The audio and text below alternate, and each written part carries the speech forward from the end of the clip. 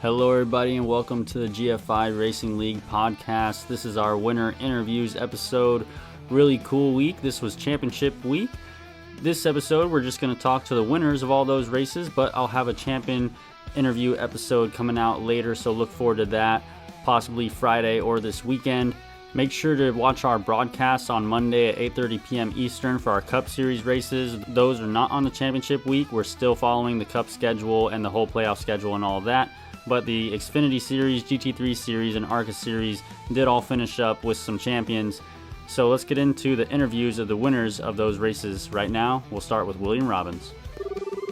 All right, we're now with William Robbins, driver of the number 28 and winner of the Cup race at Nashville. Amazing job. You started P20, finished P1, up 19 spots, led only 8 laps. How did you hunt through the field to end up in P1? You started pretty far back there. Yeah, I'll kind of premise. I think when we talked about Wilkesboro, it's patience, man. Just settling in a rhythm, and kind of waiting on them to fall to you and driving through the field. Had some really good, runs throughout the race. That last green flag run with green flag pit stops made a good call there to help us jump that last spot we needed. Okay. So would you say strategy might have been the biggest part, or was it like your racing line or how you took care of your tires? A little bit of both. I tried to really make sure that I wasn't over driving the corners there. Nashville is concrete. If you're not careful while you're driving it, you can shred them up a little bit. So just tried to make sure I ran a consistent line, kind of arced in there, that not quite the bottom, but that second lane up, kind of ran there a lot of the night, and it felt pretty good, felt pretty comfortable. Again, patience, not trying to be the fastest car every lap, but just being consistent, and able to as other guys are maybe pushing a little hard, wearing a little tire, you kind of let them fall back to you. Well, there's a good saying. It goes, consistency is key, and it looks like you've got that key. And what specific challenge does Nashville have that makes it different from other tracks for you? For me, again, it's that concrete surface. Okay. It's real easy to get slick on, to get loose, and get the back of the car out from under you. Yeah. On the concrete, compared to running, one of the asphalt tracks. So the grip level is just not the same. You have to really have to throttle control a little bit coming off the corners. Definitely can't just dump it wide open trying to come off the corner. Turn 4 is always a challenge there. Yeah. That wall, when you come off of turn 4, if you gas it up just a little too soon, it comes at you quick. Yeah, it does. I felt that quite a few times. I tagged it once or twice during the night. Just luckily, just not hard enough to cause a problem, but I tagged it once or twice. So the last race that you won was the All-Star race at North Wilkesboro. How do you feel now winning a points race with a true lock into the playoffs?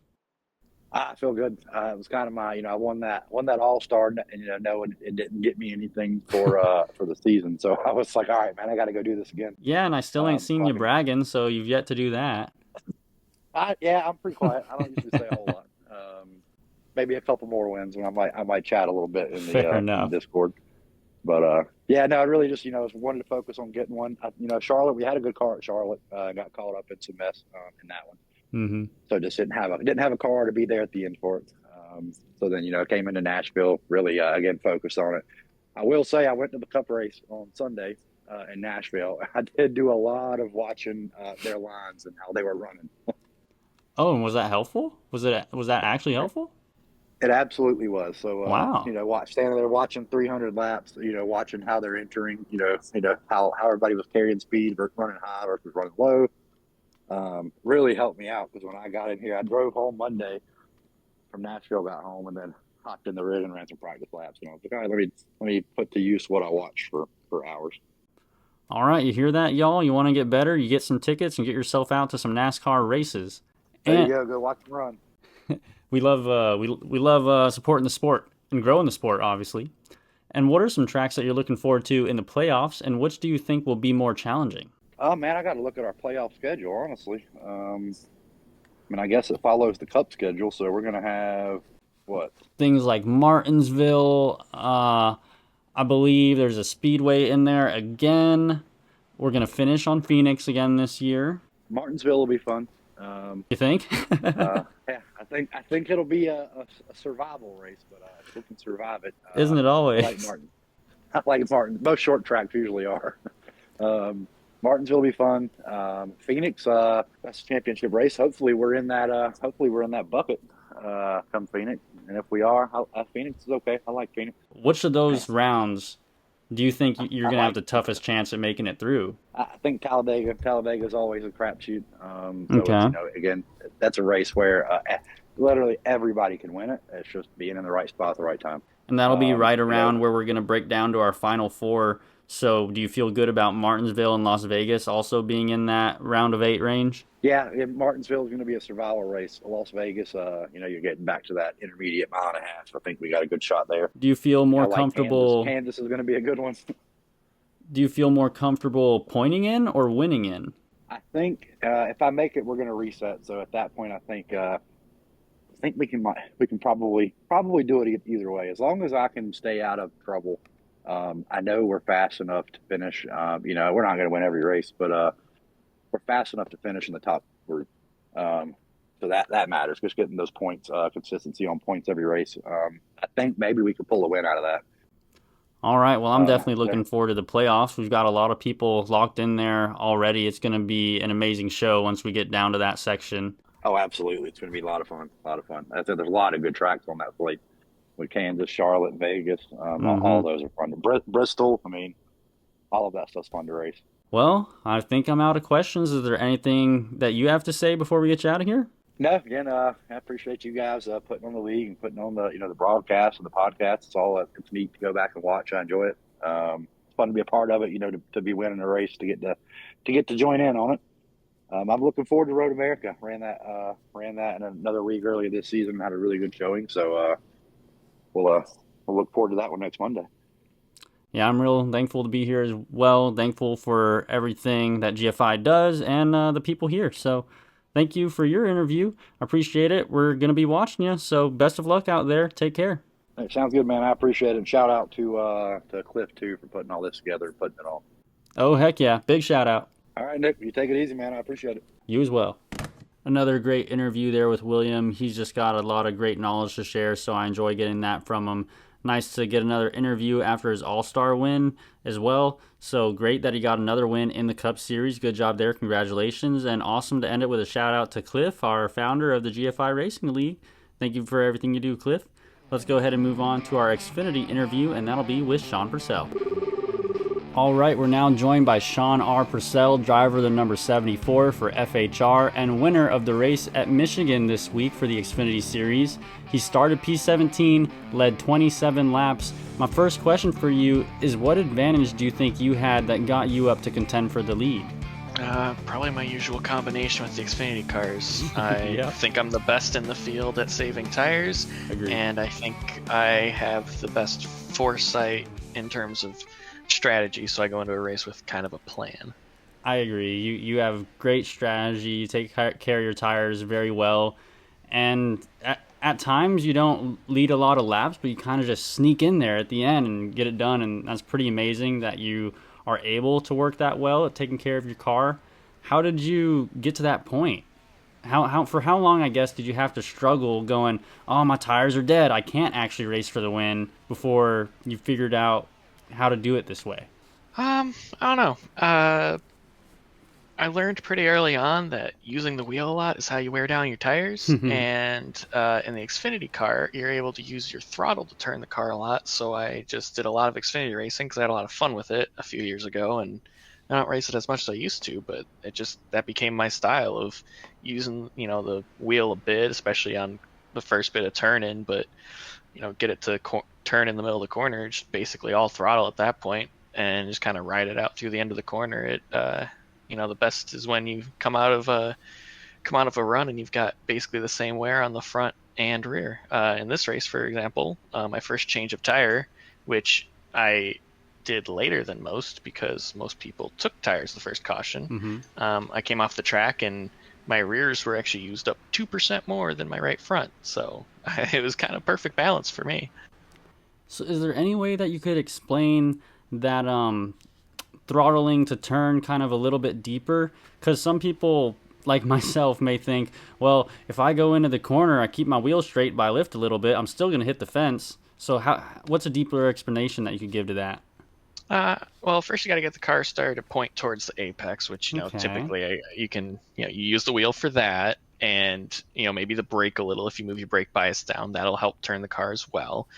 And then just to get it continue turning, you just use the throttle enough, and you can feel it start to get a little loose on you, and you just kind of modulate that throttle so that it's a little bit loose, just barely, but not out of control. And sometimes you got to counter steer a little, but I don't push it too hard. Some people push it a lot more and risk spinning out, but you just got to do just enough to give you that advantage over the rest of the field who, with the cup cars or ARCA cars or trucks, they can't really do that. So people are used to driving that way where it's all basically wheel and patience. And this way you can kind of skip some of the patience and take a bit of a shortcut with the throttle. Well, I guess that's a great tip, but we're not going to be able to use it for the next 12 weeks as we're moving into the truck season. And I was going to ask you, what are your plans for the next season in trucks? I hopefully win a super speedway because I am not nearly as good in the trucks as I am in other cars. But we will have Gen 4s, which drive much more like the Xfinity car than any other car we have. So I haven't driven them much, but hopefully I can learn them real quick and hopefully have a good season there. And you came close to winning the season championship in Xfinity. What do you think held you back from it? Uh, I had a couple races I got wrecked out of. Texas is one where I feel like I had a decent chance and it didn't work out. And Iowa, I got turned and then flipped upside down and then T-boned while upside down. That was not a good combination, and that's one of my better tracks. So Homestead? I think, yes, Homestead was just a disaster from start to finish. For me, it's just I only a enjoyed couple, lap one as well there. yeah, just a couple poorly executed races on my part, couple bad circumstances, and I missed a couple races. So, when you miss races, you cannot make mistakes. Like I did at Homestead, for example, just getting myself a black flag on the first lap. You just can't do that. So self-inflicted mostly. I can't blame anyone but myself, especially, with how fast my brother is. I may be a little better than him in this car, but not enough to make up for the mistakes I made this season. All right, well, we'll see how you fare in the trucks. I can't wait to see those top 16 points and how that's all going to go just within the first couple of weeks. And one last question about Michigan. What's something unique about racing at Michigan? Well, with Michigan, it's the exit of the corners, especially out of turn 2. You see a lot of wrecks because people don't realize the seams on the track. You naturally want to follow those, but they narrow down on corner exit and angle at the wall. So if you just keep following them, the people below, and there's a lot of 3 and 4 wide at Michigan, the people below will just drive straight up into the people above them, and there'll be a huge wreck. So you have to have the awareness of that and survive it, really. Be aware of what you're doing and what people below you might do, so you can try to avoid it or back out and live to fight another day. Yeah, it's super cool, huh? That exit of 2. Love it. Oh yeah, so fun. Well, thank you so much for your time today. Congratulations on the win. Looking forward to next season, as well as your performance in the Cup Series that continues to go on. Is there anything else that you'd like to say before you get out of here? Well, not really. Thanks for doing this show, and look forward to the upcoming seasons. Of course. Thank you again, and best of luck in the next season. Thanks. Great interview with Sean there. Always good to get one with him. He pulls through with some really cool wins where he has great strategy, great tire care. He's got a plan, and he gets that plan done, comes through with the win on the best days when it all comes together for sure. So congratulations, Sean, pulling through with another one. Now let's get into our GT3 interview with our winner, Kyle Hayne, should we say the dominator for the last 3 to 4 weeks in the series. This will be a fun one. All right, everybody, we're now joined by Kyle Hayne, driver the number 91 for SCR and winner of our race at COTA, leading all 16 laps very fast in his Porsche. Tell us a little bit about this race. I mean, you didn't really have many challenges, but the challenge of yourself, right, and not making errors. Talk to us a little bit about your race at COTA. I mean, mistakes are pretty casual, and I think as the 5 races I've done, or 4 races I've done in the GFI G3 series, obviously, like the experience of it, and well, the 4 races I've done have just helped the performance, I guess you could say, and the motivation to try and win even more. It's just, it's exciting, obviously, when you win. Oh, yeah. Love it. It just helps. You've been pretty dominant in the last races that you've run, winning all of them, I believe. I mean, is there one you missed? Can you let me know? The only one I missed, besides Lebanon, which was between my first win and my second win, was the other 7 races before I came to Okayama. So, So what do you think is setting you apart from everybody else? I mean, seems to be easy for you. experience with the car, obviously, and um, just my experience on the roadside, because most of the drivers in the GT3 series are coming from the oval side of the league, and just experience, like I said, it helps with the speed and all that comparing to ovals or oval drivers. Sorry. Do you think a lot of it has to do with the car? Like, you think if a lot of people or everybody got acclimated to the Porsche that you drive, that they could find the pace that you have, or you just got pure talent? I mean, nobody has pure talent, but it takes a lot of practice and Oh yeah. yeah, like you said, the experience with the Porsche that I have, it just suits my driving style after the amount of time I've driven it. And I think Tyler's been driving a new car every race, trying to win in every car. So that's probably a challenge as well. So Well, the season came to an end after this race. What are you looking forward to next? I believe we're doing another sort of GT like roadside series, but I don't know what we're gonna be racing. So hopefully it's something I can actually drive sort of quick. So yeah. I'm looking to see if you're going to have a challenger over there in that series, and what those races will look like. I mean, maybe you go in there and you win every week, and maybe you don't, and that's something I'm looking forward to. It's always good to see a mix of competition and that sort of thing. You're also starting next season from the beginning, so that's going to be a good chance for you to run at a drivers' championship. Are you looking forward to that? I mean, yeah, of course. If I started from the beginning of last season, I probably could have won the championship, but I did not, obviously. So It's probable, definitely probable. And I know you really like racing on road in the GT3 cars. I think you did the Nürburgring race over the weekend. You want to talk to us a little bit about that? yeah, it was pretty fun. We were in probably one of the lower splits because the overall team I rating was a little low, and I qualified pole, which was pretty good. I think by like almost 2 seconds, and pretty hype about that. And then I did 12 laps or 13 laps at the beginning, and I think I got a 30-second lead, and then I pitted, teammate swapped over, and I don't know, just some challenges, of course. It always happens in endurance, especially this, as it's a pretty challenging track for most, but I find it pretty easy in my opinion. So, do doing long events like that really help you get a handle and understanding on what you're driving and help you in these shorter kind of 20 or so lap races that we do here in this series? Yeah, I mean, like my average stint was about 2 hours, or an average stint with the gas is about 45 minutes, but we did 2 stints, so about maybe 2 hours. And yeah, of course, like you said, it helps with the smaller races. I guess you could say the 35 minutes we do here. Okay. Well, I'm looking forward to talking to you next season. I don't think it's unlikely that we wouldn't be talking to you, so go out there and get some more wins. Best of luck to you. Is there anything else that you want to say before we get you out of here? I mean, Kyle Purcell, my teammate and founder of SCR, has been trying to keep me in the loop of practicing for the road race we're doing Cup soon. I think we're doing Road America next week, so it should be fun. And then Chicago after that, which is I think around the beginning of July. So, like you interviewed me, I think last week, I won Chicago Xfinity, so I have some experience around there, and Cup is quite a bit easier to drive at Chicago, so it should be fun. All right. Well, we're looking forward to your performance in both of those races coming up, and also the series that's about to get coming up and starting again in the next couple of weeks. Congratulations on your COTA win and all the wins you got this season. Nice talking to you. Till next time. Good luck. Thank you.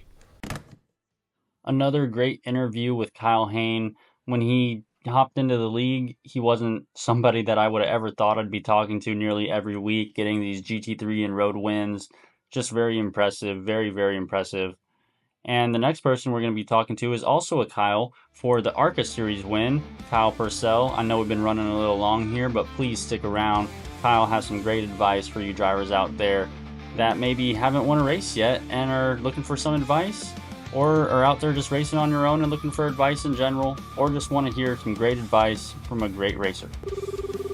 All right, everybody, we're now joined by Kyle Purcell, driver the number 86 for Skewer Cat Racing and winner of our ARCA race at Las Vegas. You led 28 laps in this race, started on pole. Sort of a dominant race for you. You weren't in the lead all the time, but what can you say about your race? It was actually super fun and super unique because of the way the cautions fell.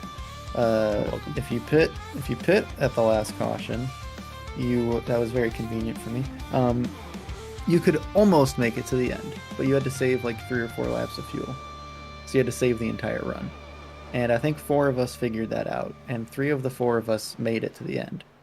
So, yeah, we were just all 4 of us in the lead there were clutching through both corners, both ends of the track, and it was just a game of chicken to see who wanted to touch the throttle first to exit the corner, and just then drafting down the straight and then clutching, and then 80% throttle down the straight and then clutching the whole time. It was fantastic. So by the time you got to the end, how much fuel did you have left? Could you have pushed it a little bit more to gain a bigger lead, to scare these guys maybe a little bit? I had like a half a lap of gas if I had been pushing there. I pushed the last like lap, 2 laps maybe. I tried with 10 laps to go to push just to get like a fuel number, and I was nowhere near going to make it if I pushed from 10 to go. So I was just back to fuel saving, back to chilling with them. But once I saw the number at the right mark, I pushed it for the last lap and a half, 2 laps, and was able to get myself comfortably in the lead. You've had a very dominant season in ARCA.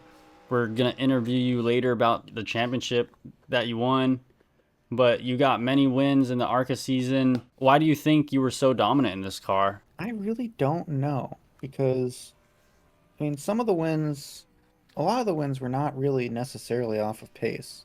Daytona, I just didn't make mistakes, and it's a speedway, and there were no cautions. And great strategy.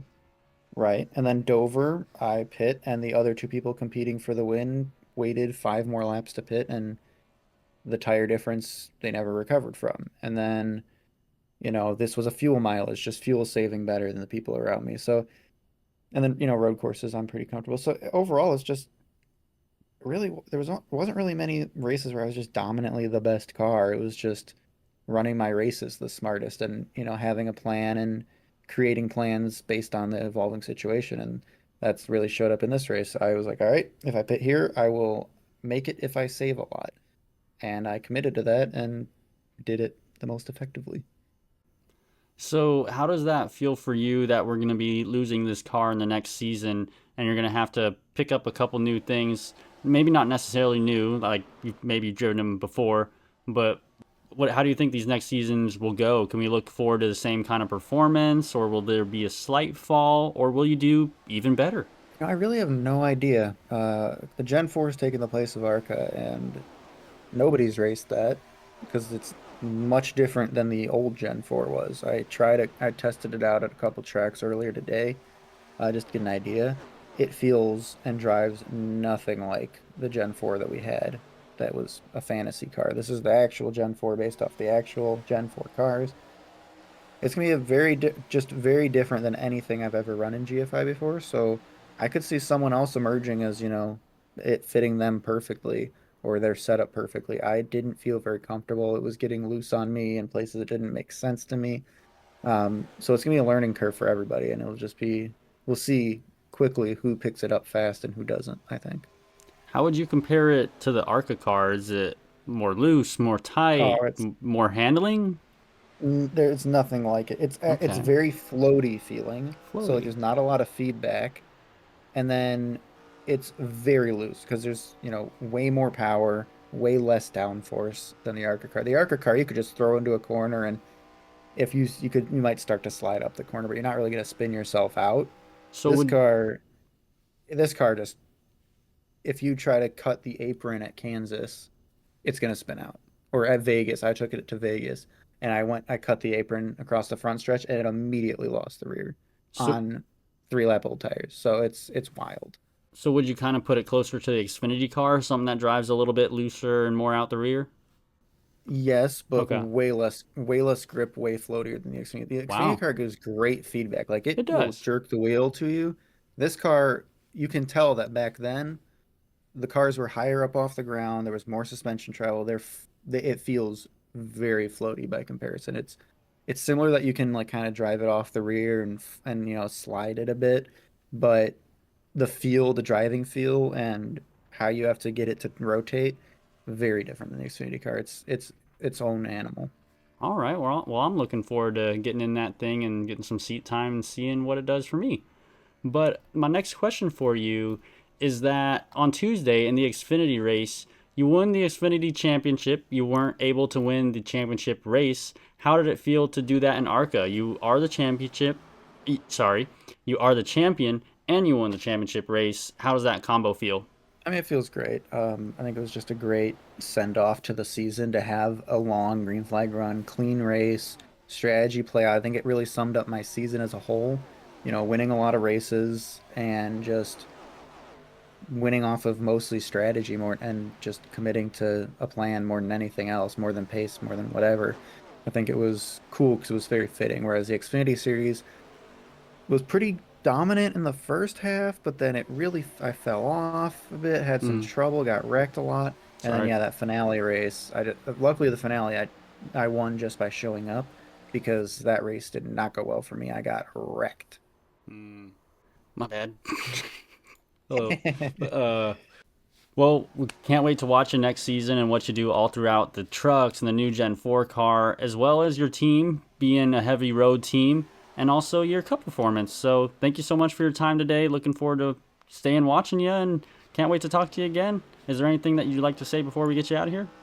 Nope. Just if by the time this comes out, there's still open spots on Skewer Cat Racing, hit me up. I need some people that drive ovals because my drivers are scared of them for no reason. So if I get some oval drivers, it'd be great. If you're hungry, go get some skewer cats or skewers from the cats, or I don't know how it works, but I think you understand. Thank you so much for your time. Wishing you the best of luck in the next seasons. Take care. Of course, thanks. Another wonderful interview with Kyle Purcell. He is just a very intelligent driver, great at figuring out everything about almost any car he gets in. He can find the edge and figure out how to make it perform well or get it to victory lane at the best. And across these 12 weeks, he was a Xfinity and ARCA champion, so can't wait to see what he does in truck and the new Gen 4, and as well as the road. Maybe he can get a win in there. But yeah, that is the end of this episode. Really looking forward to the next series. The Cup is still going on. That's going strong. I love the Cup series and keeping up with that. But the trucks and the new road series and the new short track modified series and the Gen 4 series, it's going to be really interesting who we get to talk to. I think we're going to get some first-time interviews here, so that's going to be real exciting. Looking forward to it. I'm sorry this episode ran a little bit long. If you stuck around this long, then thank you so much. Appreciate it. Come back to this channel. Watch our broadcast on Monday at 8:30 p.m. for our Cup series.